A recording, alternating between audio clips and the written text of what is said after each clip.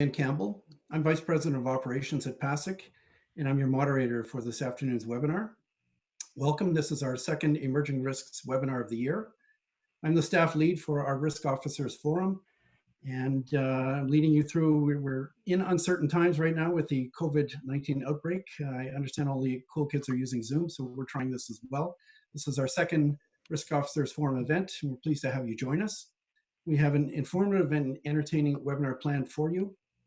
I'm being assisted today by my colleague, Danica Hall, the Operations Manager for PASIC, and she's going to help stage this broadcast. And let's take a quick peek at the agenda. If I could ask Danica to advance the slide to the next. Perfect, good. So we're going to walk through some housekeeping items. Then I'm going to introduce you to our Alistair Campbell, our President and CEO, for a word to welcome, and then introduce our speaker, Matt Moore, from the Highway Loss Data Institute. And I'm going to talk about upcoming events to close the broadcast, and then we'll talk about a satisfaction survey that we're going to ask you to complete at some point after the broadcast. So housekeeping items to cover off. Welcome everyone. Again, this is our second online event after 7 full years of operation of the Risk Officers Forum. A special welcome if you're a first timer to our webinar series. This is a great opportunity for us to connect parties across Canada. I understand we have 40 companies represented online today, and double or more the number of participants. So welcome everyone. And just, I wanna go over some items about the Zoom platform, the conferencing platform we're using, ground rules to make sure that this is a productive meeting for all. You're gonna see a box in the upper corner of your screen with stacked blocks, and you can just select the mode that suits you best, speaker view or gallery view. We ask that you please mute your audio to eliminate background noises and also disable your video, and that will increase your signal strength and avoid breakup. You can ask questions at any time during the broadcast. We want to make this interactive. We want to make it frank and welcoming. So we certainly invite your questions. People have sent me questions in advance. I've shared those with our speaker, and great answers planned for those. So if other items come up during the broadcast and you want to raise those with our speaker, either offer a question or a comment, you're certainly welcome to do that. You can do it one of two ways. You can raise your hand, and I think if you see in the participants view, there is a way to raise your hand to be recognized. We'll ask you to turn on your audio. You'll introduce yourself, ask your question, and then mute yourself again. And you'll see that by using the Zoom taskbar, the participants, you can use that to access and raise a question. And the second way to offer a question or a comment is through the chat box. And again, that's on your Zoom taskbar. Use a drop-down menu, select my name, Ian Campbell, not all, and then send in your questions or your comment, and I will offer those up to our speaker. I want to talk about antitrust compliance. We're bringing together a very competitive industry online for some frank discussions, and want everyone to know that the Competition Act is enforced at all times. There's to be no collusion, no shared approaches to business strategies, claims adjusting practices, scopes of coverage, resolution of mixed claims, and or the management of third-party vendors and service providers. The meeting is being recorded for future on-demand rebroadcast, and you're going to see this on our website shortly. This is helpful again to members unable to join us today, and we'll be sharing slide presentations from our speaker after the meeting and any links that come up during the discussion. Very first point, I want to bring in our President and CEO, Alistair Campbell, to say hello and offer some words of welcome, and then we'll get on with the broadcast. Thank you, Ian, and I hope everybody can hear me clearly. And thanks so much to the very numerous members of our industry who've signed up. I think I see 50 plus participants roughly. So just a couple of quick comments. And then back to Ian and our special guest star today, Matt Moore. One, obviously, just to state the obvious, we're an industry that specializes in bad things when they happen. And good underwriters always ask what could go wrong. There's, of course, risk reward. No reward unless we're ready to take risks. But it is critical to understand the risk we're taking to be successful in the industry, and PASIC gets involved in the very rare cases where members of our industry fundamentally get that wrong. In this regard, the role of risk officers, which is a role that many of you on this call perform in your different entities, is critical. And we spend a lot of time at PASIC in the times of peace, as we call them, when we do not have active insolvencies to manage, helping do our best to encourage the spread of best practices in risk management. And in that regard, the COVID-19 experience that we're all living through personally and corporately is a real vindication and validation, if you will, of all the effort of the risk management sector in ensuring that the companies where we work have invested the time required to have effective disaster recovery and business continuity plans in place. And I think the very strong performance of our industry in the midst of all of this uncertainty is actually a real tribute to the careful plumbing and infrastructure that was laid out at the request and urging of the risk management community, often with only the grudging support of colleagues who had so many other things on their plate. So thanks all for joining us today. Second point, quickly around how PASIC's viewing the current environment. We're spending a lot of time monitoring like everyone else. We're on regular dialogue with IBC. I spent some time this morning with IBAC. We're also spending lots of time with OSFI and the AMF and the BC regulators and the Alberta regulators, doing our best to keep up regular contact with Finance Canada, doing our very best to track what's happening in the industry. When you take a look at the history of shock events, market shocks, unanticipated events that reveal that certain underwriters may have accidentally offered coverage and as a result have exposure beyond what they'd understood, beyond what they priced for, beyond what perhaps they bought reinsurance cover for.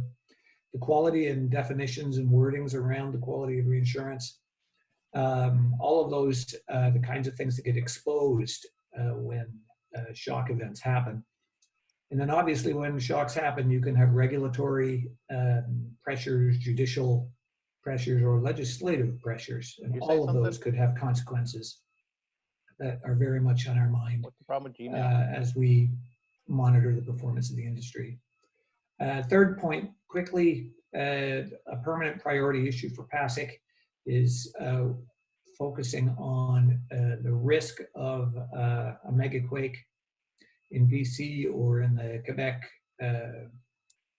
Ottawa, Montreal corridor that could yield serial defaults of insurers and a possible PASIC contagion problem. We've talked about this before within the industry and with government.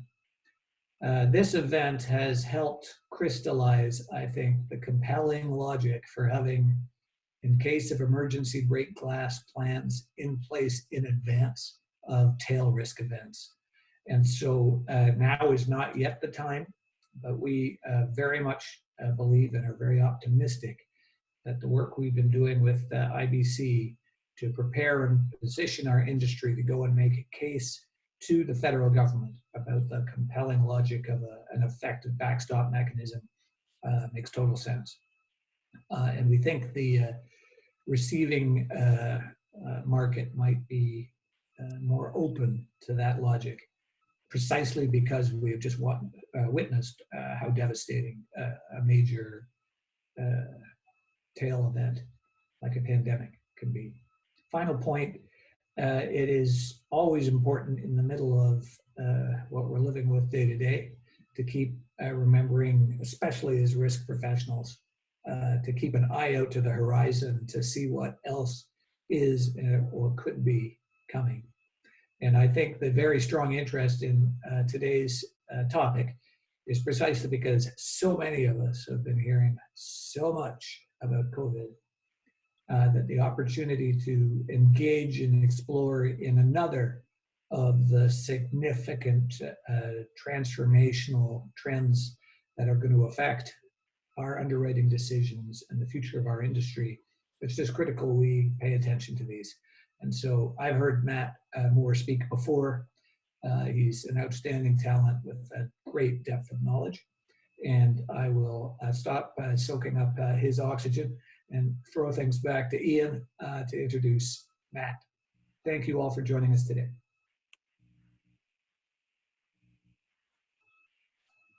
Thank you very much, Alistair. I should point out to everybody, that's a virtual background that Alistair is using. He doesn't have the PASIC logo painted on the walls of his house. So, okay, let's move on. Introducing Matt Moore. Matt is Senior Vice President, the Highway Loss Data Institute. You're going to hear that referred to as HILDI in our broadcast today, so you'll know what we're talking about. Matt is responsible for the oversight of HILDI's research program, the collection of vehicle information, and the production of loss data. HILDI processes insurance data from companies representing approximately 85% of US private passenger automobile insurance market. Matt is the author of numerous research papers. Several projects were world firsts on topics such as collision avoidance technologies. We're going to be talking about that today. Legal recreational marijuana, we talked about that. We had Matt up last fall. You'll remember the Risk Officers Forum meeting. Completely different subject area, but again, quite interesting insight from Matt on that. And also motorcycle anti-lock brake systems. Matt holds a bachelor's degree and an MBA from St. Francis University in Pennsylvania. So welcome, Matt. I should also point out that Matt is being joined online by a colleague, Lori Halenga. And thank you, Lori, for your technical support behind the scenes. And also a shout out to Lori's son, Adam, all of 10 years old. We did a pre-meeting last week going over some of the intricacies of Zoom and the things we want to do today. And actually, Matt was very helpful in helping us overcome some of the tricky problems. So a 10-year-old computer consultant we have in the background as well. Okay, so let's go to Danica. You have a brief YouTube presentation, which she's going to put up for us, explaining what HILDI is all about, and we can roll that now. Thank you. How would you pronounce this? Hildi? Hildi? Hildi? Hildi? I think Hildi. Any guess what those 4 letters stand for? No. HLDI. I have to say I'm not terribly familiar with that acronym. High, low, down, and inside. High Laundry Detergent International. I would say hi something. I was going to say happy. Tell me. It stands for the Highway Loss Data Institute. Have you ever heard of the Highway Loss Data Institute? Any guess what the Highway Loss Data Institute does? They lose a lot of data about highways. Lost, like, erosion. Highway loss? Like there's less highways? There is no lost data involved. It is lost data, which is insurance data. We turn that lost data, that insurance data, into information that we can use to conduct highway safety research. I'm Matt Moore. I work there. Let me tell you all about it.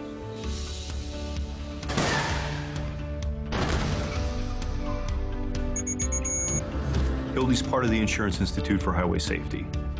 It's the mission of the Insurance Institute to reduce the human and economic losses that result from operating vehicles on our nation's highways. HILDI shares that same mission by analyzing the insurance records of over 400 million vehicles. Auto insurance pays for damage to vehicles and property, plus injuries to people, in lots of different scenarios, including all types of crashes. Information about these payments is called loss data. It's data about what is insured and the cost of claims that are filed against those vehicles, and the companies that provide loss data to us represent about 85% of private passenger auto insurance in the U.S. HILDI uses this data to calculate the average insurance losses for specific vehicles and shares that information with the public. We also combine the insurance loss data with other reference data. One of the primary pools of reference data that we have is vehicle information. Information about vehicle weight, cost, and specific features. We also store data about state laws and how they change over time.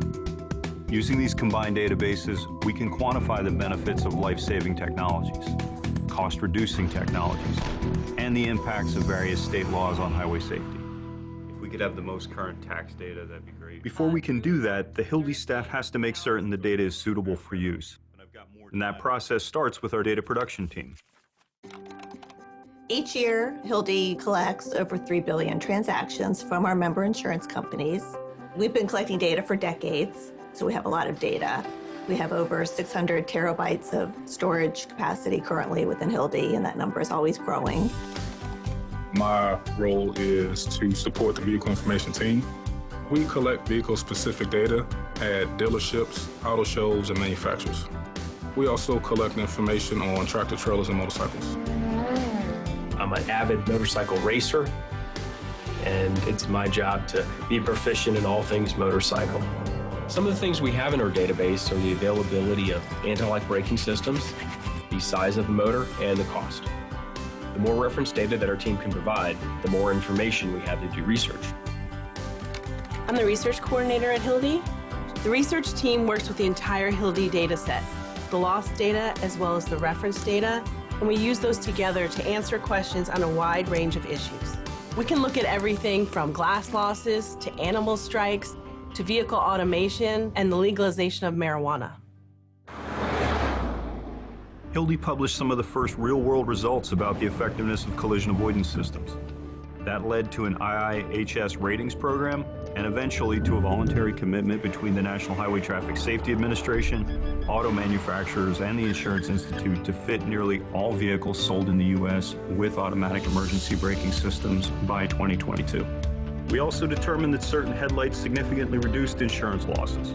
Then we developed a ratings program for headlights, and now an increasing number of vehicles are being fitted with lighting systems that make certain that light is put where drivers need it.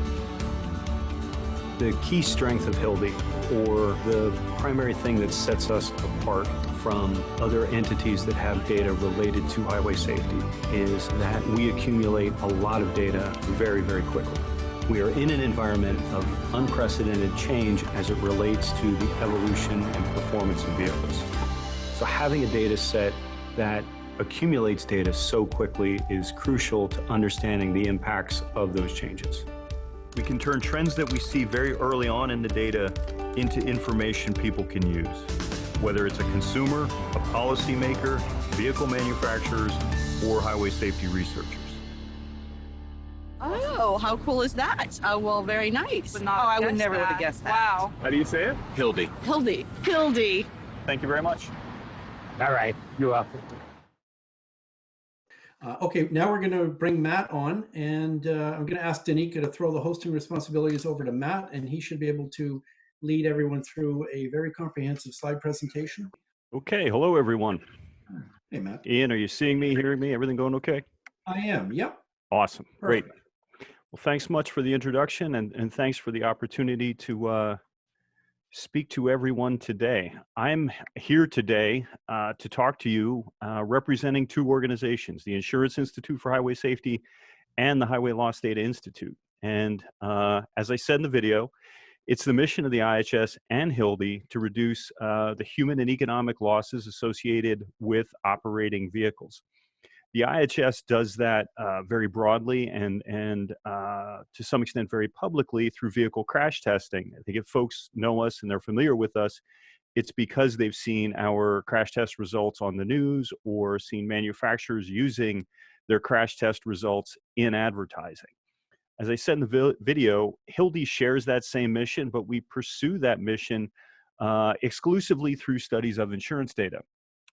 One of the things I wanted to make mention of today is that several years ago, if you'd seen me do a presentation and saw me splash this slide would have said both organizations are wholly supported by US auto insurers. And several years ago, we made a very notable change, and that was a change to allow Canadian insurers to become member companies. The list of companies that you see here, this eye test, and I apologize for that, is something I'm very proud of. We enjoy broad support throughout the private passenger auto industry in the US.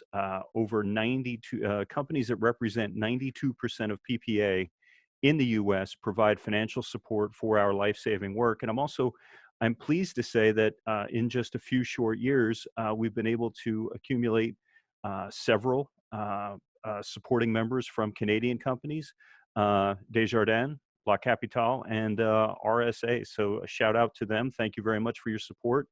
And through not doing a hard sell here, but as you're listening, if your sort of interest is piqued, about who we are, what we do, and the research and resources we make available to our member companies, please feel free to reach out to me. We're going to skip this first video because I think the overview intro YouTube video did a great job of sort of framing who we are, what we do, and how we do it. So we're going to jump into the meat of the presentation now, start talking about our evaluations of advanced driver assistance systems.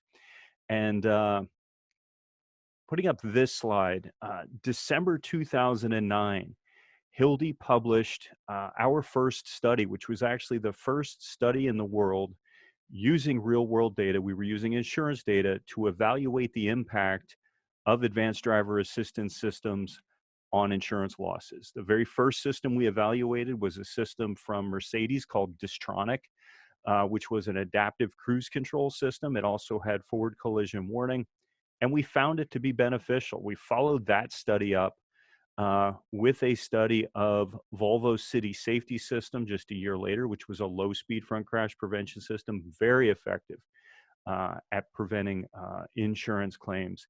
And since that first study in 2009, depending on how you count, we've published somewhere in the neighborhood of 50 studies evaluating the impact of advanced driver assistance systems on insurance outcomes. All of that work is summarized in a document that we refer to as the compendium. And after the presentation, I can make that document available to you. Now, just a little bit about how we accomplish those studies. So we have a database of US losses, exposure and losses, that represents about 85% of PPA in the US. That data comes to us on a monthly basis, so we accumulate data very quickly. That data is at the 17-digit VIN level. And manufacturers provided us with 17-digit level VINs, along with information about the equipment that could be fitted to their vehicles. And so we were able to do very precisely controlled studies where we looked at one vehicle with a technology versus an identical vehicle without that technology. So for example, on that very first study, a model year 2008 Mercedes E-Class with the Distronic system versus a 2008 Mercedes E-Class without the Distronic system. So we're able to do these very tightly controlled studies in partnership with vehicle manufacturers in order to come up with some early assessments of these technologies.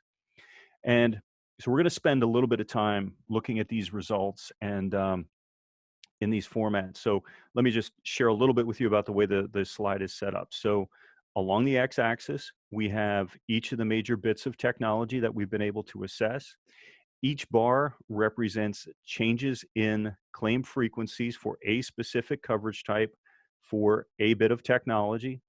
The I bars represent the 95% confidence intervals. So if the I bar overlaps the 0 line, it means we're not confident that that result is different than 0, or as a statistician or an actuary might say, it is not statistically significant.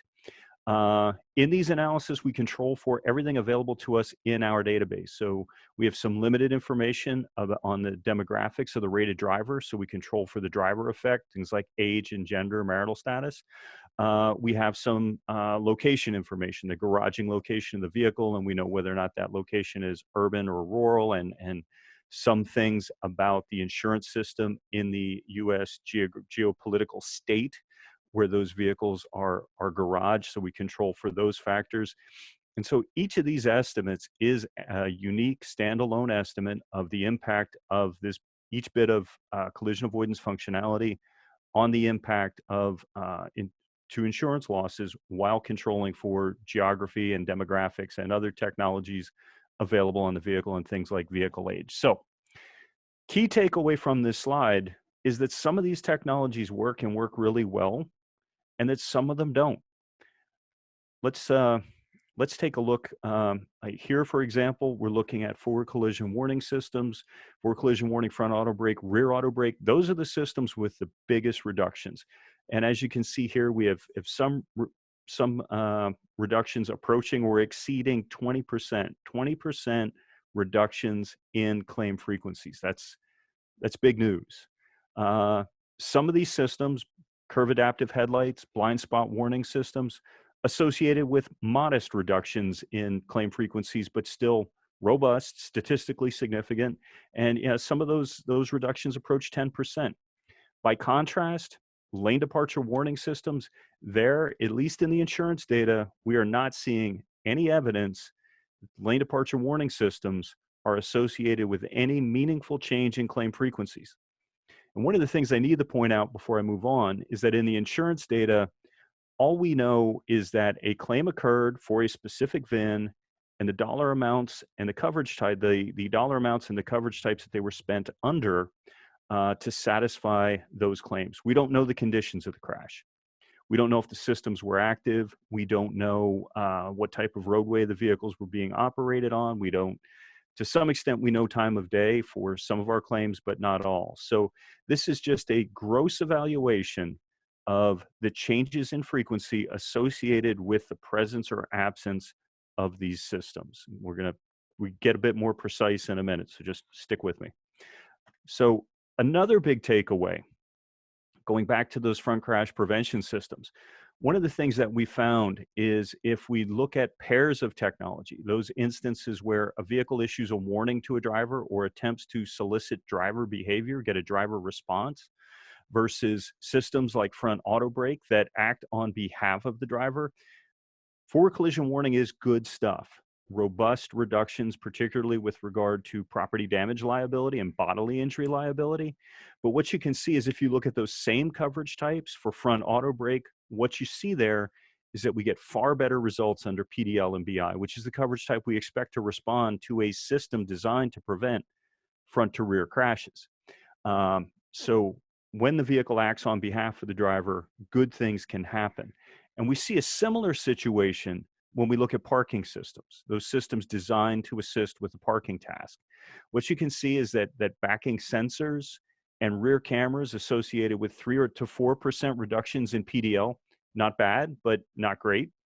And you can also see that we've got mixed results for collision coverage. So we have a slight reduction in claim frequency for parking sensors, but for parking cameras, we actually have a statistically significant 1% increase in collision claim frequency associated with that system. And in the US, that's the only bit of collision avoidance technology that's required by the federal government. In contrast to the parking sensors and the backing cameras, which rely on drivers to respond to either an auditory alert from a parking sensor or visual input from a camera, rear auto brake systems, which basically just drop anchor on the vehicle if the driver's about to back into something. You can see we get these massive reductions in claim frequencies associated with rear auto brake. And in fact, the reduction in property damage liability for rear auto brake far exceeds any other reduction in frequency that we have. And some of that may simply be that insurance claims, and in particular collision and PDL claims, are overwhelmed by relatively low dollar crashes, backing crashes, those types of things. And we'll say a little bit more about backing crashes and claims in just a little bit. So the IIHS followed up the HILDI evaluation of insurance data using crash data from US states that a limited number of states were willing to share with us 17-digit VINs so we could conduct the same type of analysis that we did in HILDI. But the advantage of the police reported crashes is that they do have the things that we don't have in the HILDI data. Things like time of day and roadway and the bearing of the vehicle and whether or not it was a single versus multi-vehicle crash or whether it was a single vehicle run-off road crash. So all of those additional data elements available in police reports enabled us to do an evaluation that you see illustrated here. And in this evaluation, for example, when we're evaluating front crash prevention systems, we're only looking at crashes that are the striking vehicle, the front end of the striking vehicle hits the back end of the struck vehicle. And put differently, when we looked at front crash prevention crashes, we were only looking at the types of crashes that we would expect a front crash prevention system to prevent. So what you can see there, forward collision warning systems with auto brake associated with a 55% reduction in crashes associated with injuries. That's massive. And from a public health perspective, from a highway safety perspective, That's great news. That's big news. The interesting thing is for years, so there was a big time gap between when we had all this early Hildy work on insurance losses and ADAS systems versus when we were able to accumulate enough state level data to conduct that same analysis. Because, in addition to the fact that a limited number of states were willing to share data with us, the other challenge that we had was that there are far fewer police reported crashes than there are insurance claims. So just much less data in that numerator. But when we looked at lane departure warning systems in the police reported data and focused on those crash types that are relevant to the system, so two vehicles approaching each other head to head across a double yellow, where we have a vehicle meandering across the double yellow, or single vehicle run off road, or two vehicles coming at each other on across an oblique crash on a double yellow. When we focus in on just those crashes, what we find is that there are some reductions, and pretty big reductions, associated with that lane departure warning system. But that gray bar, the injury estimate, that gray bar doesn't have a black line around it, and that indicates that estimate is not statistically significant. And then what we found for blind spot systems was the results were consistent with the insurance results. Now, this next slide requires a whole bunch of setup to talk about, but basically here what we're doing is looking at crashes that occur where there are insurance claims that occur where there are both a collision claim for first-party damage, and also a claim for third-party damage or property damage liability. And we've got the point of impact for the striking vehicle across the forward axis, and then on the front to back axis, we have the point of impact for the struck vehicle. And the big key takeaway here is that when we think about the scope of the insurance problem, the one thing to keep in mind is that big gray bar.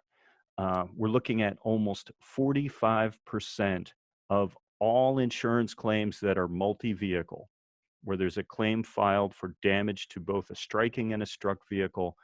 45% of those claims are for crashes that occur where the front end of the striking vehicle hits the back end of the struck vehicle.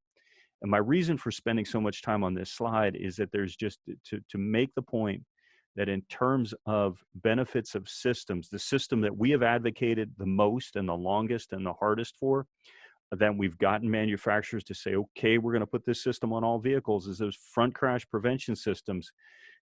In large part because of this graph, we expect big insurance benefits from having those front crash prevention systems fitted to vehicles, because this crash scenario represents a massive piece of the insurance pie.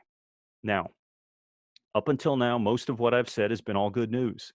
And the thing I need to emphasize is that these bits of functionality are enabled by sensors that are fitted to the vehicles, and oftentimes those sensors are fitted in vulnerable locations. And as a consequence, when crashes occur of any sort, those sensors can be damaged, and when they are, they contribute to increases in claim severity. So I want to emphasize, because later on I'm going to say some other things about claim severity, but you all heard me. These systems are associated with increases in collision claim severity, and we do believe that some of that increase is due to the fact that there's additional content on the vehicles that enable the functionality. And I'm going to have a slightly different message in a little bit, not contradictory, just a bit different. Now, I'm often asked by reporters or by people putting together thought pieces, can we take all of the frequency reductions on that previous slide and sum them all together in order to come up with an estimate for what happens when all vehicles have all technologies? And the quick answer is no, you can't.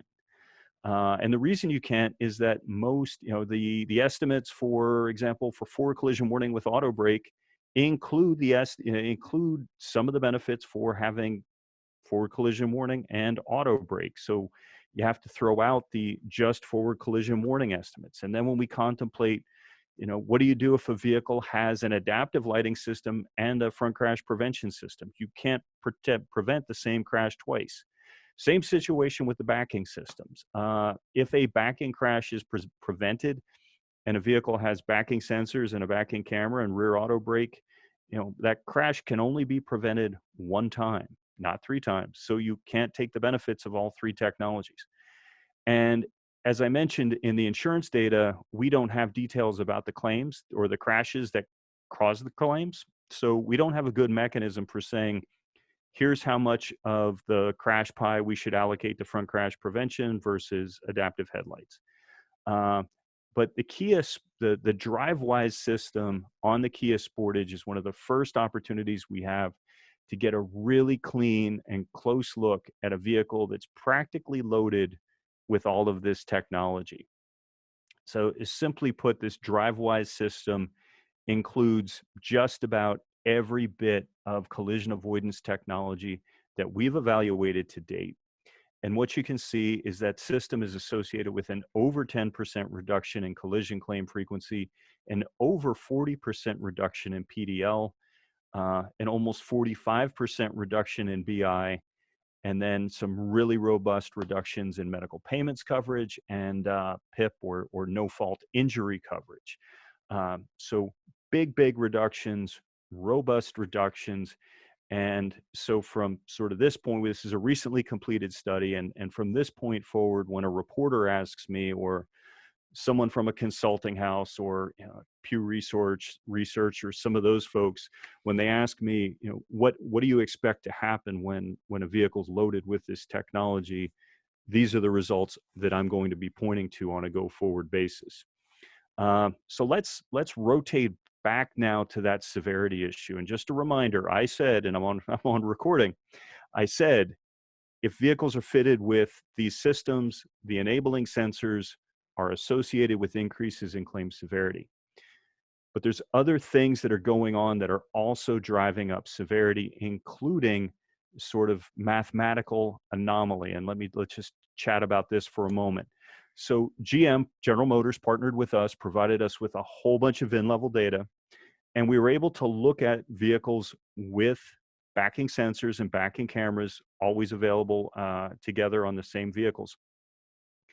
And if you look at the row identified as collision coverage, and you look at the middle column with that cell highlighted in yellow, the yellow indicates that estimate is statistically significant. And what you're seeing there, that data says that the presence of those parking sensors are associated with a $283 US dollar increase in collision claim severity, which, at first blush, okay, there's additional content on that vehicle. I believe that, I'm good with it. But then why would PDL also have an increase in severity?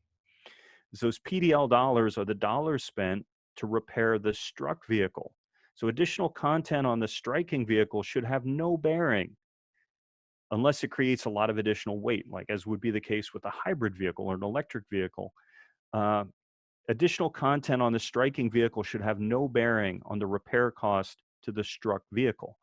And so we started scratching our heads. And then as we examined the results further, we saw a similar phenomenon, but with even more pronounced results when we looked at rear auto braking. So just short of an $850 increase in collision severities for rear auto brake, $600 increase for PDL. And sort of the even stranger part of this is that these vehicles with rear auto brake really don't have additional sensors over and above the sensors that were on the prior functionality. The rear auto brake is really, in large part, a software tweak on the vehicle. So we're like, how can this be? How do we end up with an $850 increase in repair cost? And what's driving this increase in PDL? And so what we did was we took the claim severity range and parsed it out into individual ranges, sort of low, middle, high dollar range claims. And then we evaluated changes in frequency within those ranges.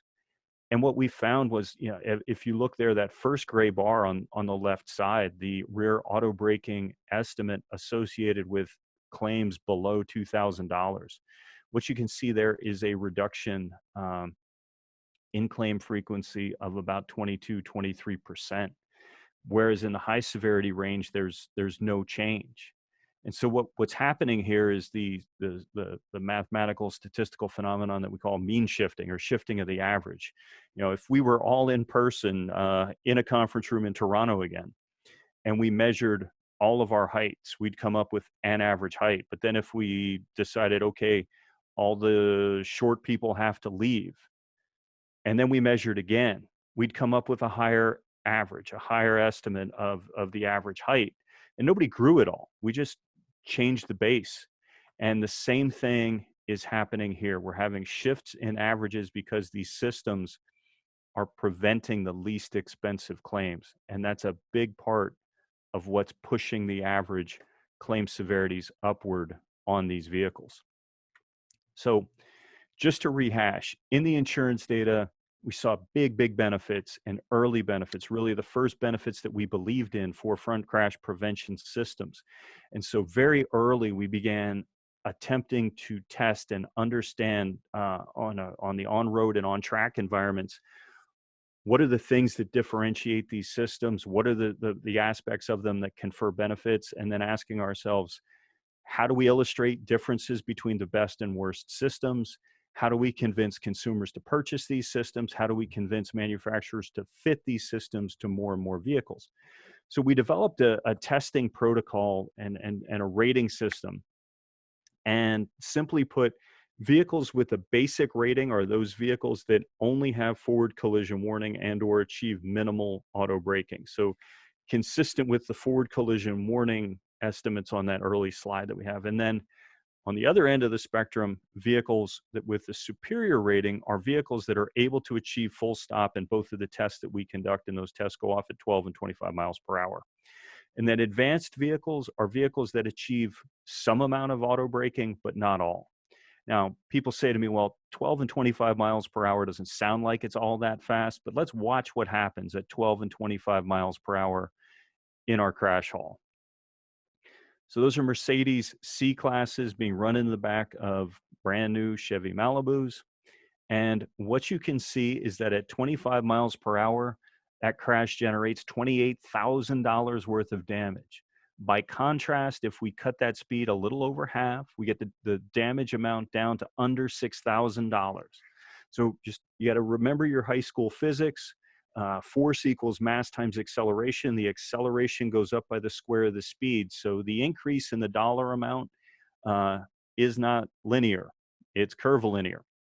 So a little bit more speed nets you a lot more damage. Conversely, every mile per hour you're able to scrub out of a crash is a lot of energy removed from a crash, and you significantly reduce the dollar value of that crash, and you also significantly reduce the likelihood of injury. Now, there's a whole variety of implementations of these systems.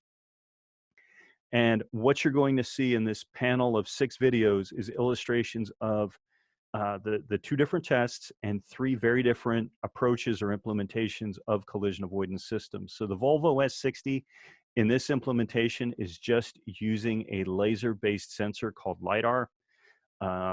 LiDAR is robust. It works well in low light conditions, not all that fooled by bad weather, but it has a short throw.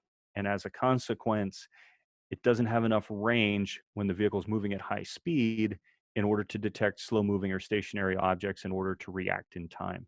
The Dodge Durango is using a radar-based unit. Radar doesn't suffer from the same range limitations. Radar doesn't suffer from low light problems, but it is subject to the implementation of the manufacturer. And in this case, Dodge kind of was on the fence a little bit about how people were going to react to the system, what consumer acceptance would be.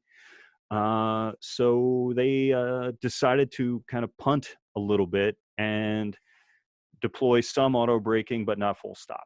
By contrast, Subaru uses a system they developed called EyeSight, which uses dual stereoscopic cameras.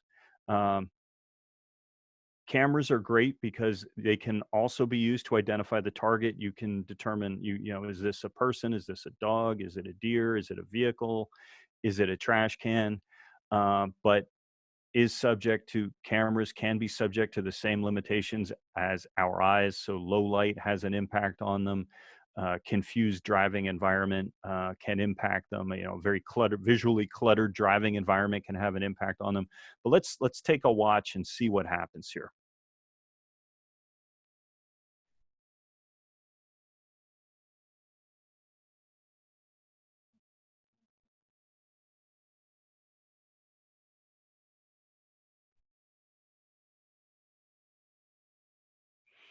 So from my perspective as a highway safety advocate, my perspective as a parent of a 17-year-old daughter and the son of my father's 86 now and still driving, any of these outcomes would be good. I want them, my daughter, my father, in a vehicle with auto braking, and I would take any one of these. I'd prefer the Subaru system or any other superior rated system, but being in either of these other vehicles that do some amount of auto braking is far better than not being in a vehicle that does not have auto braking. And so this is a slide I'm very, very proud of.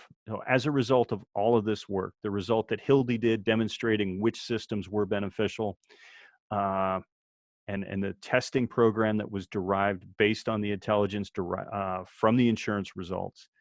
The IHS has been testing front crash prevention systems now for 7 years. Here you see the results laid out by ratings value. The black bars are the bars from the first year we tested in 2013, and then I'm not sure what to call the color associated with 2020, but look at the bar on the far right and that 2020 bar. So we're able to go from just 10 vehicles with a superior rating in 2013 to 165 vehicles in 2020 with a superior rating. Is a real point of pride for me, and I think is a real win for the driving public and the cause of highway safety. And the great thing is that we also, if you look at the far left set of bars, we're kind of driving the vehicles out of the market, those vehicles that don't have these systems. And the other thing is to keep in mind that with regard to the basic vehicles and the advanced vehicles, in some instances, moving from basic to advanced or moving from advanced to superior is simply the matter of a software enhancement, a software upgrade to the vehicle. In some instances, no additional hardware is needed, which really kind of puts us into a new space in terms of what can be accomplished with regard to highway safety, but also the complexities, tracking and understanding vehicle features, vehicle technology on a go-forward basis. As we move into an environment where not only is it possible for a manufacturer to reprogram a vehicle from one year to another to alter its functionality, but also to be able to just flash an update either over the wire, as is the case with Tesla vehicles, or to be able to bring a vehicle in for service and have the manufacturer essentially reprogram the functionality of their vehicles. As was mentioned in the video, another big point of pride is that we were able to convince auto manufacturers and the National Highway Traffic Safety Administration to enter into a voluntary agreement to fit all vehicles with front crash prevention systems that meet our superior requirements by 2022. Hopefully that won't be delayed by the COVID situation, but huge win for insurers, and I think a huge win for the driving public, because again, these vehicles have this content on them already, and so if the sensing equipment is there, if people are buying or spending the monies to have these systems, and insurers are having to pay to settle claims for vehicles with this content, we believe that the maximum benefits should be conferred. So we're very excited about this. Acceptance. Matt, maybe if I could. Yes, sir. Yes. A lot of questions from members. I'm just going to turn on my audio. There we are. Maybe I could just spice in a couple of questions relevant to what you were just talking about. You talked about all the creature comforts, the auto braking, the lane departure, forward collision warning, and the side view assist. Do you think, a question from one of our members out there, does reliance on partial automation give drivers a false sense of security and perhaps increase the chances or the severity of an accident? That's a great question, Ian, and I think to some extent that question also sort of gets at an evergreen question, which is what do we think? What do I think about the notion of risk homeostasis, risk compensation?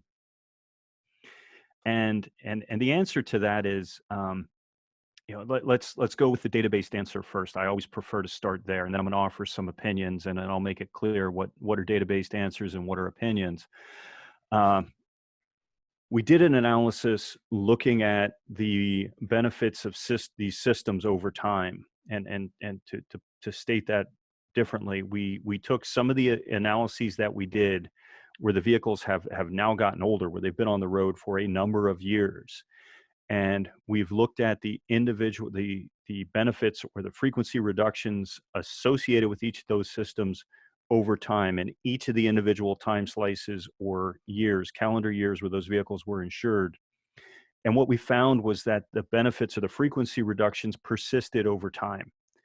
And so that could mean one of two things, or it could mean a mixture of these two things. And that is, number one, from a mechanical perspective, these systems aren't degrading.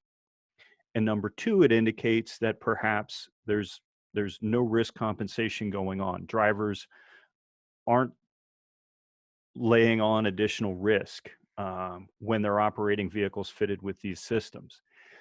So now I'm going to offer sort of my personal opinion on this matter, or and also to a large extent an opinion that's sort of somewhat widely accepted at the institutes, and that is, if a piece of technology does not change the driving experience, it doesn't change driving behavior. So if a vehicle has a top rated from a crash worthiness perspective, we don't think people are sort of driving along and saying, well, maybe I shouldn't pass this guy in front of me with his vehicle coming in the other direction, but you know what? This vehicle is an IHS top safety pick, so I'm going for it. I don't think people make those kind of decisions in real time while they're driving their vehicles. I don't think people consciously say, wow, I've got this airbag in front of me, I'm going for it. The airbag doesn't change the driving experience. The crash worthiness of the vehicle doesn't change the driving experience, and therefore it doesn't change the way the driver operates the vehicle. By contrast, we've got studies that show that higher powered vehicles are driven faster by drivers. Additional power, additional performance changes the driving experience, changes the way the vehicle operates, and therefore changes the way the driver operates the vehicle. Front crash prevention systems don't change the way you interact with the vehicle. By contrast, blind spot systems do, and that's sort of one of the open questions that we have. Do people adapt to blind spot warning systems in a way that is safety negative? And that's not something we've been able to evaluate, but something we feel we need to in order to make recommendations to the manufacturer. Because there's a variety of implementations. So in some implementations, the blind spot indicator is on the A pillar. And then sort of the other extreme is the indicator is on the outboard side of the rear view mirror. So the advantage to having it on the outboard side of the rearview mirror is that you've got to look past the mirror in order to be able to see the indication from the blind spot system. So it's forcing you at least to move your eyes across the real estate that's occupied by the mirror, raising the likelihood that you'll at least look at the mirror, perhaps do a shoulder glance before turning. But so to circle back to the original question, we don't think in general that people are modifying their driving behaviors. There is the possibility with some of these systems like blind spot. That remains an open question. Another person, Matt, had asked about, I'll just turn on my video here. Another person had asked, have there been any conclusive studies showing whether or not the additional technology actually adds to distracted driving, that you get too comfortable with this, thereby mitigating any positive effects the technology is supposed to provide? Distraction's a tough one, Ian. Sort of a lot of things are being sort of grouped under this notion of distraction. which makes that problem to some extent even harder to solve. And we know there's confusion. We've done studies, and others have done studies indicating that there is confusion about these systems. And when under situation normal, I travel quite a bit. I drive in a lot of rented vehicles, and manufacturers could be doing a much better job in terms of their iconography, in terms of their warning messages, in terms of the way these systems operate. So we know there's a big amount of, there's confusion about these systems, about what they do. There's no consistency among the interfaces, but there's no conclusive studies that have been done that say that these systems really and truly are a distraction to vehicle drivers. Okay. So we think that how manufacturers message about these systems are critical to consumer acceptance. And we feel that if you call a system something like autopilot, it sets some expectations on the part of the driver that may not be realistic. By contrast, we feel that this advertisement from Hyundai is an excellent example of a way of messaging with consumers about the safety benefits of these systems. I got you. Oh, you can count on me. 1, 2, 3, I'll be there. Oh, I know when I need it, I can count on you. Like 4, 3, 2. Remember when only Dad could save the day? Sorry. Auto emergency braking on the all-new Genesis from Hyundai. So great messaging there. And we're going to say a little bit more, or a lot more in a little bit, about consumer acceptance. So as I mentioned earlier, the early evidence was that headlights, these adaptive headlight systems, made a big difference. And we spent a lot of time trying to understand where that benefit was coming from, because the potential body of crashes that could be impacted was, in our opinion, relatively small. And what we found was that in the US, there was a big problem in terms of the regulations related to headlights. And that is, while the regs called out or required a specific amount of illumination, they didn't specify where the light needed to be. And what we learned through research was that these adaptive headlights were compensating for aim problems with the lights. So we've been testing and evaluating lighting systems for a while. And if you keep in mind that an increasing number of front crash prevention systems and driving automation systems are being enabled by camera-based systems, vision-based systems. And if you and I can't see, those vision-based systems can't see either. So these headlights are a crucial part of assisting the driving assistance technology. And what you're going to see here in this video, on the left-hand side, the Toyota Prius has a set of good rated headlights. By contrast, the BMW 3 Series has a set of poor rated headlights. And you're going to see, and they're driving along the same roadway at the same, or sort of the time synced camera. So you're going to be seeing the view from each of these vehicles in the same roadway at the same time. And so there you can kind of make out that with the Prius, you can see that there's an upcoming curve, whereas in the 3 Series, not so prevalent. There you can get a better sense for the difference, that the fence line on the right-hand side visible in the Prius. Same thing here on the left-hand side. You can see far more of the fence with the Prius than you can the 3 Series. And so if there was a deer on the side of the road, or perhaps a vehicle with poor headlights, you'd get a much better view with the good rated lights versus the poor rated lights. And what you can see here is we've been able to go from about under 20% of vehicles even having acceptable headlights back in 2016 when we first started testing, to we're at the point now where almost half of vehicles have good rated headlights. And in many instances, all the manufacturers have to do is improve the aim of those headlights. So now we're going to move on to talk about consumer acceptance. One of the big questions around these systems, do they work? And we've answered that question. Then the next question is, do customers trust them? Do they leave them turned on? Do they make use of these systems? And we were able to station research assistants in car dealerships in order to assess whether or not people were leaving these technologies turned on. And the answer is, from a front crash perspective, front crash prevention perspective, absolutely. 93% of the time, these systems are left turned on. By contrast, when we look at lane maintenance systems, lane departure warning systems, only left on 51% of the time. And when we look at lane maintenance systems and we parse them out by levels of assistance, what we can see is that lane departure warning systems are left on the least amount of time. Lane departure prevention systems are left on more than lane departure warning, and lane departure prevention systems use what we call torque vector braking. So they only make use of the braking system to correct the line of travel of the vehicle. So if you're about to depart the road on the right-hand side, these systems fire the left side brakes to bring the vehicle back into the line of travel.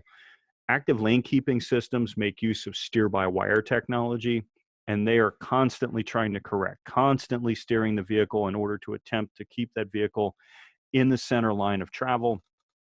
And what we can see here is that people accept leave turned on that active lane keeping technology far more frequently than the other types of technology. And we don't know whether that's because they like it or whether that active lane centering just stops the lane departure warning system from yelling at you all the time. We see further evidence of the importance of implementation when we look at some General Motors vehicles, where those vehicles could have either or both a beep and a vibrating seat. And what we can see is that the vibrating seats are left on and active far more frequently than those vehicles that just beep. I'm not a huge fan of these lane maintenance technologies. I find the lane departure warning system somewhat annoying. And in some implementations, the active steering systems make me nauseous. This is a technology I want. While performance and design can move you, what if innovation could move them? Imagine a world with Lane Valet, a semi-autonomous technology that can connect to left lane vehicles obstructing the flow of traffic and do the driver the courtesy of moving their vehicle for them, making the highway safer for everyone. Experience visionary thinking at full speed. Experience amazing. So part of my reason for sharing that, it's entertaining, but also to make the point that I think there probably wasn't one of you that didn't say to yourself, I want that technology.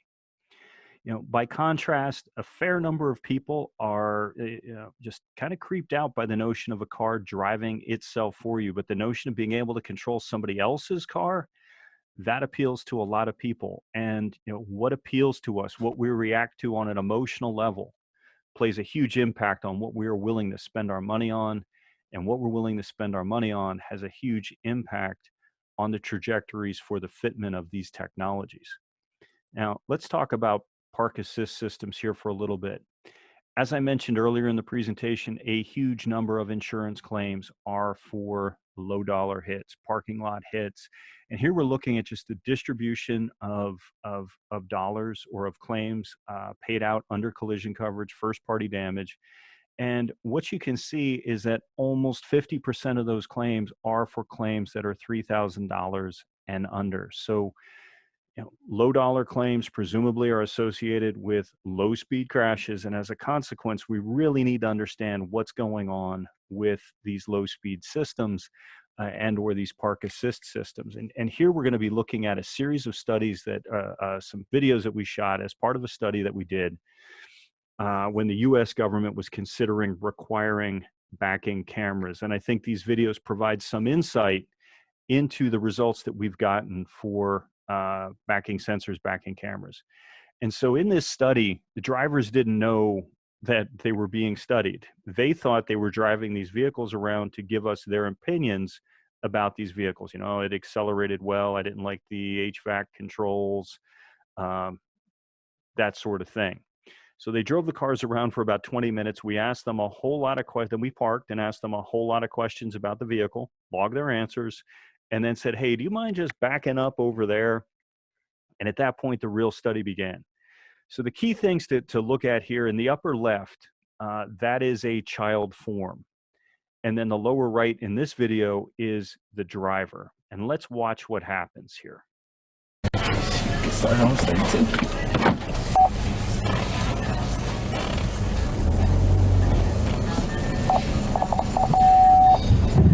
Okay. Where was that? So driver backs up. As the driver is backing up, audible alert goes off. Driver doesn't react or change what he's doing in any way, shape, or form. And then backs into the child form, and the thud that you heard was the sound of the child form first hitting the vehicle, then hitting the ground. Then the driver says, "What was that?" And so it really illustrates the point that, yeah, it's good to have these backing alerts, these backing sensors, but we're relying on the driver in those instances to take appropriate action. Here's an example of a driver operating the vehicle. Camera's active, but one of the challenges was that later on in the day, the location where we were putting the child form was shrouded in shadow. And so there's two challenges with the camera. Number one, the driver has to be looking at the monitor when a crash critical situation presents itself. The camera and the monitor need to have sufficient resolution to provide the driver an accurate picture of that emerging crash critical situation. And then the driver's got to react to it. And if the driver's not looking at that monitor, or if the driver, or if it isn't providing an adequate image, it's not going to impact the outcome. Let's just go ahead and go back to the home base, which is right there. Okay. So just go ahead and back up. So the view in the bottom right is the view out of the backing camera. If you watch what the driver's doing, the driver was never even really looking at the camera. So the driver just drives right over the child form, doesn't look at the monitor, doesn't look and sort of can't see the child form. By contrast, we have this driver. Really?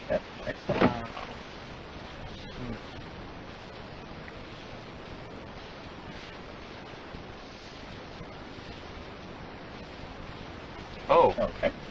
Oh, that was This guy was very happy to be part of the program.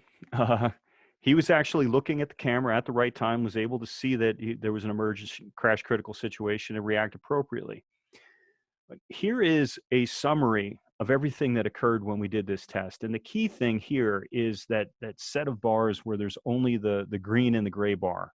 Those instances where where the camera was active, what you can see is that those drivers spent over 20% of their time looking at the monitor, which is great, as we saw in that last subject, assuming that the only peril that you face is a peril that's visible to the camera. But if you're spending 20% of your time looking at a camera, that means you're not looking, as illustrated in the left set of bars, you're spending less time looking in the mirrors. You're spending less time looking over your shoulder. You're spending less time looking forward. And even when you're backing up, you can make contact with things all around the vehicle. And so this gets back to the question Ian asked earlier about, do these systems change the risk profile of crashes? And as I said earlier, if the system changes the driving experience, it's going to change the way you interact with the vehicle, and that has the potential to be safety positive or safety negative. Matt, if I could just jump in here for a second. Yes, sir. And I should let our viewers out there know, Matt received the full list of questions quite some time ago and has been working these into his presentation. So you may not hear your question asked as it was delivered to me, but Matt's seen these and tried to work them in. For example, some people had asked, how are collision avoidance systems changing the profile of claims? Are lives being saved? Matt's addressed that. And are collision avoidance systems lowering costs overall? How's the mix of losses changing, i.e. lower bodily injury, higher physical damage, and collision severity? So you're going to see your questions answered as Matt goes through this. And I do want to, we have probably about 20 minutes left in the presentation. So I do invite viewers, if you have questions, either send me a chat or put your hand up using go to the participants icon on your taskbar, your Zoom taskbar, and then put your hand up. It says raise hand to be able to ask a question live here. I'll throw one to you, Matt, that came from the list that you were just on in that segment right there. It's been hypothesized that driving performance degrades as the level of automation increases. Studies have revealed problems with driving performance in situations with automation failures attributed to drivers not being as aware as they should be, exactly the videos you showed. What are your thoughts on the effects of automation on driving performance and whether automation levels increase driver profiles and potential claims? I think those implementations that, and we're going to be talking about Tesla here in a little bit, assuming that I can move us along fast enough to get to that content. You know, we've certainly seen some high-profile crashes, some unfortunately some fatal crashes associated with Tesla vehicles. Uber had a fatality with their prototype automated system where the drivers were too disengaged, and in the instance of Tesla vehicles, there are fatalities associated with the operation of the autopilot system. You know, I don't necessarily want to say in fairness to Tesla, but in fairness to Tesla, the drivers presumably were not operating the vehicles consistent with the directives of the manufacturer. But the reality is those vehicles can be operated beyond the recommendations of the manufacturers, and that's not safety positive. In the case of the Uber crash, the videos clearly show that their safety driver was not looking forward for a number of seconds before that vehicle struck a pedestrian. And so to the extent that these systems allow drivers to disengage, that is not safety positive. And you know, we could debate exactly how long it takes for a driver to go from being not involved in the driving task to being fully involved, and being involved enough to react appropriately to a crash critical situation. So it definitely, higher automation is a huge concern. And one of the things that I do want to give a shout out to General Motors and their Super Cruise system. We have a Cadillac equipped with the Super Cruise system, and I was able to log a few hundred miles on highways that were domain enabled. So GM has gone a further step of geofencing that system. So you can only operate that system on roads that they've decided that the road markings and the curves and all that kind of stuff are within the operational domain of the system. And so if you're on a road that GM doesn't think the Super Cruise system can adequately handle, that system will disengage. And then what's amazing about that system is it's got cameras that watch the driver. And if you are doing anything, if you attempt to make use of your phone while you've got that system engaged, it disengages. If you look away from, if you're not looking forward, if you're spending too much time looking left, looking right, it starts the clock rolling on you. And if you exceed its time parameters, it disengages the system and starts yelling at you to drive the vehicle. So there are different implementations.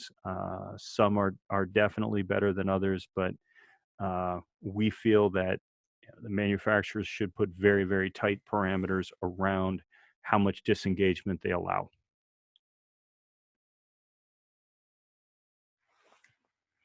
So moving along, let's talk a little bit about rear auto brake. So as you might recall earlier in the presentation, we talked about the big benefits we're getting from those systems.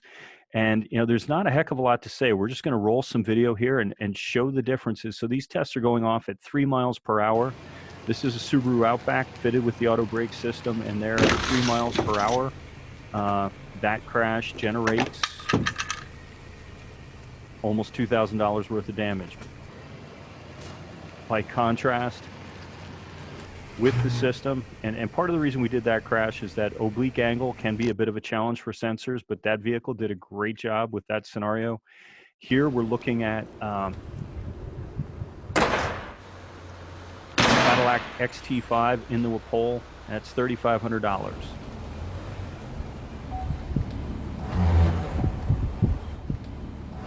Better late than never. No damage.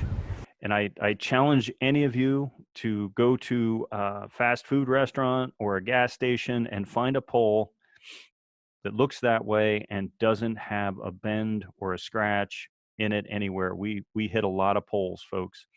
So let's move from low speed to high speed. I said I was going to spend some time talking about Tesla vehicles.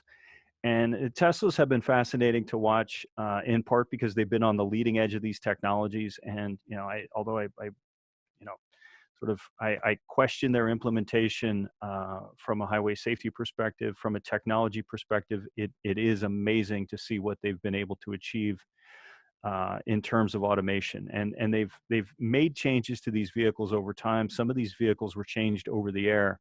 And we were able to make use of this implementation timeline in order to do some evaluations of some of their systems.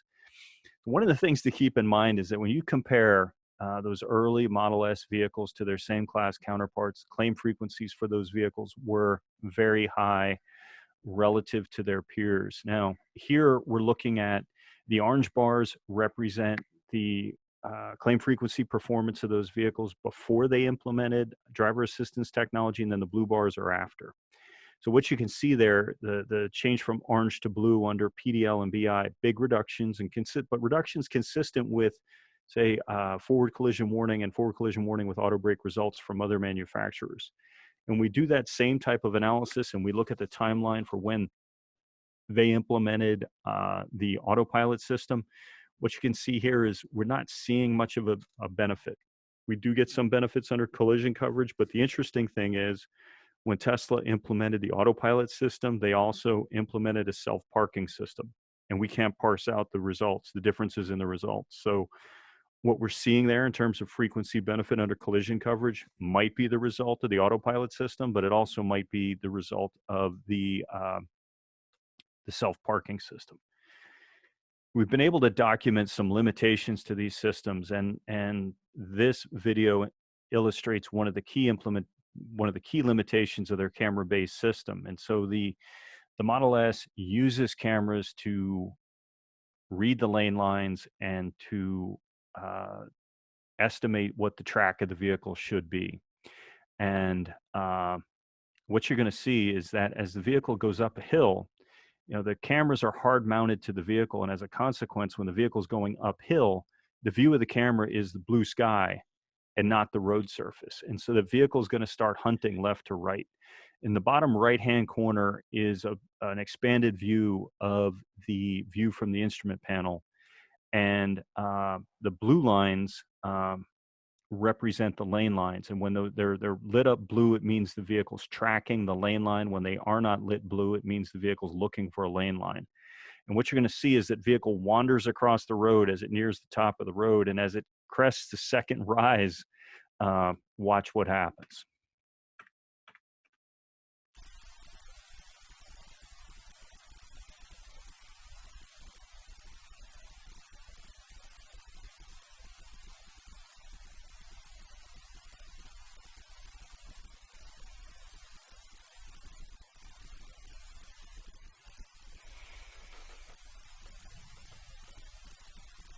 Going up to the top of that second hill now. So what happened, the vehicle jerked the wheel hard left, and you can see our test driver reached up and grabbed the wheel. So the vehicle crested the hill, lost the lane lines, turned hard left, looking at, or turned, you know, kind of a bit of a sharp turn to the left, and then dropped control and beeped at the driver to tell the driver it was time to take control. And had our driver not been prepped for this situation, he likely would have gone into the guardrail. Here, what you're going to see is an illustration of the Tesla fatality that occurred with the Model X in California. And this is a situation where we believe what occurred was the vehicle was tracking the lane lines, and it was on approach to a left side exit, and the left side lane line of the right lane, which the vehicle was traveling in, was warned, because a lot of people on approach to that exit, they wait to the last minute, or they decide that they've almost gone past their exit and they do a quickie across the lane markings. So the lane markings are worn, and that vehicle stopped following the track of the right side lane and was following the left side lane marking of the left side lane, assuming that it was its left side marking, as opposed to what it really was the right side marking of the left side lane. And it followed that lane marking directly into a crash attenuation barrier that was already blown out. And the result was a fatal crash. So let's watch what happened. And this is a YouTube video that someone shot. They claimed that it was of the same crash environment. You know, we believe that we've seen enough of this to believe that what's represented here in the video is in fact true. You're going to see this again in slow motion. So that was the crash site there on the left. But as we're watching, you can see the vehicle just runs down through that, what should be the center strip there. And the vehicle's fast approaching that crash attenuation barrier. I don't want it to seem like I'm picking on Tesla. So I'm going to show a video here of a Mercedes E-Class. I mean, all of these systems have limitations and failings. This is a Mercedes E-Class, and what you're going to see here, it's locked on to the leading vehicle. So we're rolling down a road with pristine lane markings.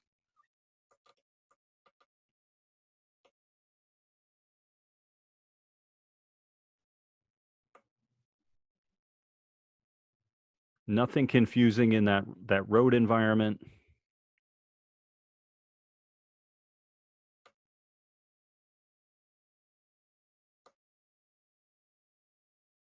That pickup truck hits its turn signals and exits the road to the right, and the E-Class just follows it off the road onto the ramp.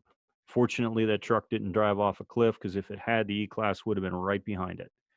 When we look at these systems in the insurance data, we don't see much of a benefit. So here we're looking at some BMW vehicles with progressions in their front crash prevention technology. And the ones on the far right, that's an implementation that's very similar to the Mercedes system, to the autopilot system, full speed, free flow highway driving. I know there are benefits associated with that system. There's no benefits of that system on top of the adaptive cruise control system and front crash prevention technologies. So free flow auto driving, there aren't, yes, there are a lot of crashes that occur on highways, but if you consider the number of crashes that occur on highways versus other roads, highways are designed so that crashes don't happen. The on-ramps, the curves, everything's designed to minimize the likelihood of a crash.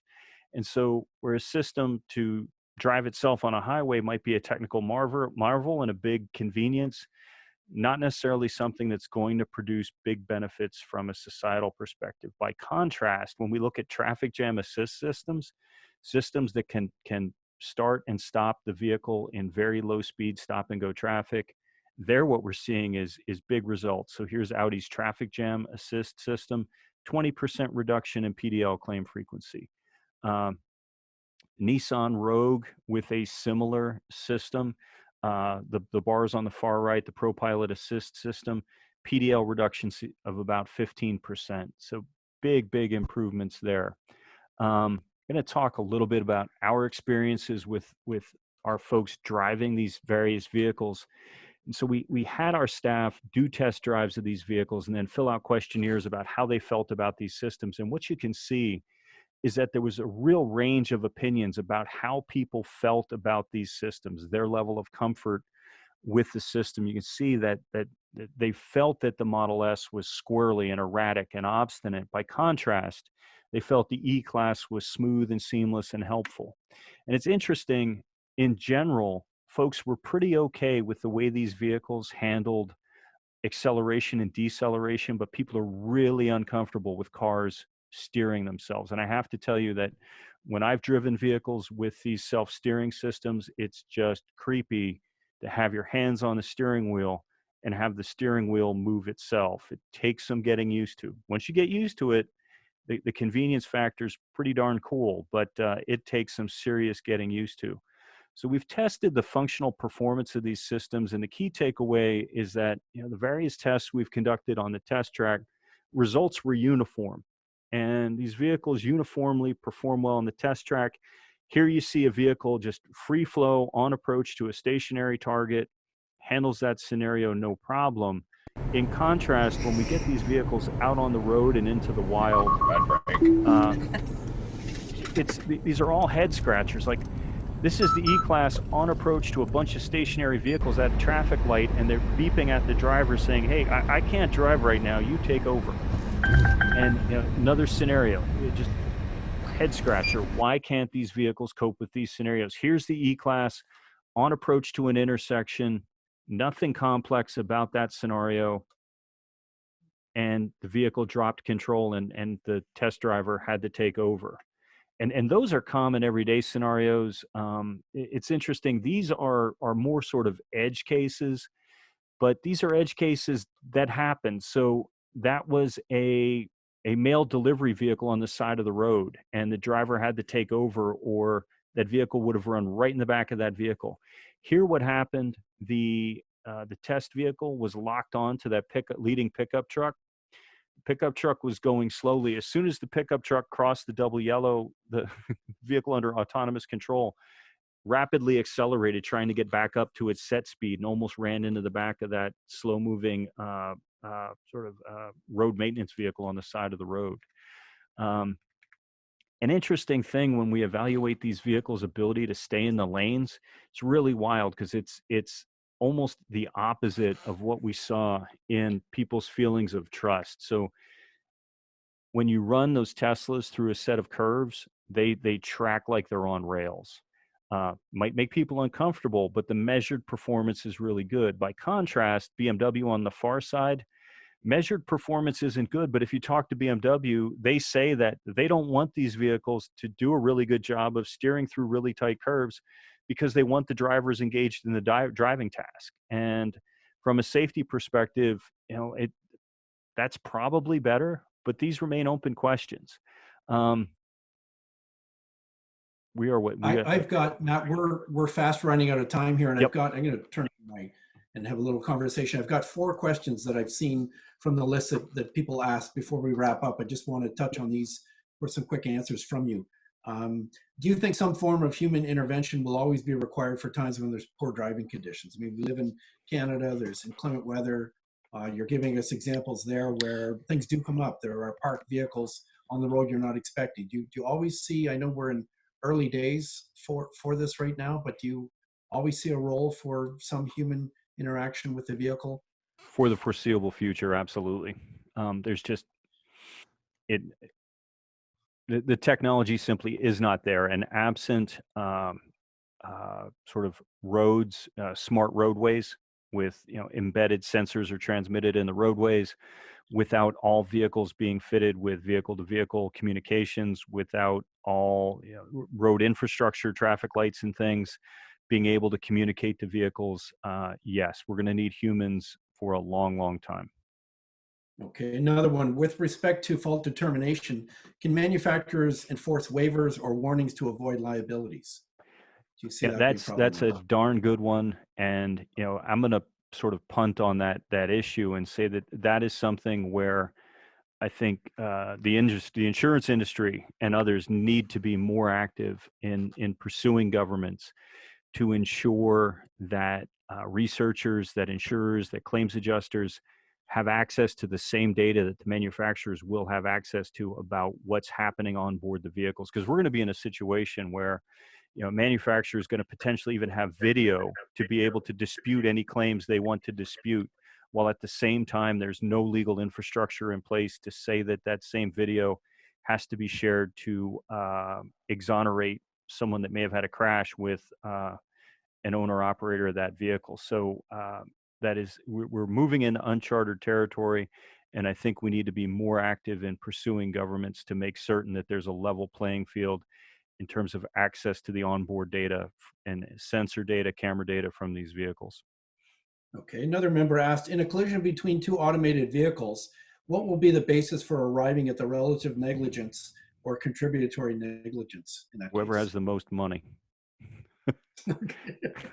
Deepest pockets. And it goes back to my earlier point. Until we have a level playing field, the manufacturers have the have the high ground, and they're going to know more about the crashes and more about the state of their drivers than claims adjusters will, then the court systems, then law enforcement. And I think a strong case could be argued that we should all have access to that data within limits, while just one respecting final privacy. And are cyber claims appearing in the data? What are we learning regarding the exposure here? That's a tricky one. So I know of no, other than these high-profile thing where some people who were identified as hackers hacked a Fiat Chrysler stereo system. But I mean, that hacking consisted of purchasing vehicles and disassembling them for a year and figuring out how they were put together in terms of being able to hack or do a cyber hack. So, I think if we look at the model of, a cyber claim or a cyber attack on a vehicle is the equivalent of vandalism. And there's just not a lot of claims for vandalism because that's hard to monetize. It happens, but there's not a profit motive there. So I think the more relevant thing to be looking at is, are people using these automation as a vulnerability to steal vehicles? And if anything, it appears as though, at least in general, very new vehicles are much less likely to be stolen than older vehicles. So at this point, I think it's safe to say that there's not much action going on there. That's not to say it's not going to happen. But in order to sell a stolen vehicle, you need to be able to, wash the title, get it out of country, and keep it hidden. And a connected vehicle, in order to do that from a cyber perspective, that vehicle's got to be connected. And that same aspect that creates the vulnerability is also simultaneously a countermeasure, because if it's connected, you'll be able to find it easier than if it wasn't. Okay, that's great. This is probably a good point to stop our discussion. I see we're running a little bit over time. So thank you, Matt Moore, Senior Vice President, Highway Loss Data Institute, for being online with us. And Research Officer Lori Halinga, thank you very much for being part of today's presentation. Very entertaining, very informative. I'll be sharing contact information with all of our viewers out there. So if you want to get to Matt and you have further questions or comments, certainly he's willing to take those, and you'll be provided with that information. You'll get a PDF copy of the slide deck from today, the YouTube links for this video, and also Matt talked earlier about the Hildy compendium, so he'll be providing that to us as well. And I'll pass that on to you. I'm going to ask Danica to please take control back and put up the upcoming slides. We have a slide outlining for you the upcoming events for PASIC.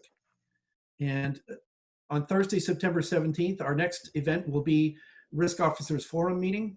And we're confirming speakers. We're going to be talking about government regulation, sustainable finance, and cybersecurity, learnings from the front line. And then our next webinar is going to be on Wednesday, October 21. And again, touching on government regulation, we're looking to bring in a representative from the Canadian Council of Insurance Regulators to talk about current issues and industry priorities. There we are. Thank you very much for showing that. And finally, the last slide is there's going to be a satisfaction survey link that I'm going to send to you very shortly. Everyone out there, thank you very much for being online with us. We certainly appreciate your feedback. This enhances the quality of future broadcasts. We're interested in your thoughts on future speakers and subject matter, so thank you in advance for that. Thank you for joining us today. This concludes our meeting.